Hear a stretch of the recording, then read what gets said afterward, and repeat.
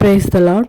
నీవు లేచి పొమ్ము, నీ విశ్వాసం నిన్ను స్వస్థపరచునని వానితో చెప్పెను. లూకా 17:19. సహోదరి సహోదరుడా, మన ఈ వాక్యాన్ని గమనించినట్లయితే నీ విశ్వాసం నిన్ను స్వస్థపరచనని వానితో చెప్పినని ఇక్కడ వాక్యానుసారంగా సెలవిచ్చినారు మనకు దేవుడు. కానీ ఇక్కడ నీ విశ్వాసం అని చెప్పేస్తున్నాడు. అంటే నీ యొక్క నా యొక్క విశ్వాస జీవితం ఎట్లా ఉంది దేవుని పట్ల. ఇక్కడ బాప్తిస్మిచ్చి యోహాను కూడా అదే రీతిగా మాట్లాడతాడు. అక్కడ బాప్తిస్మిచ్చినప్పుడు అంటాడు, ఓ సర్ప సంతానం అంటాడు. అంటే మన యొక్క జీవితం ఎట్లా ఉందంటే దేవుని ఎరగక ముందు సర్ప సంతానం, అంటే సాతాను యొక్క బంధకాలు ఉన్నటువంటి మన జీవితం. అలాంటి జీవితాన్ని దేవుడు మనల్ని రక్షించాడు, కాపాడాడు, భద్రపరుస్తూ వచ్చాడు.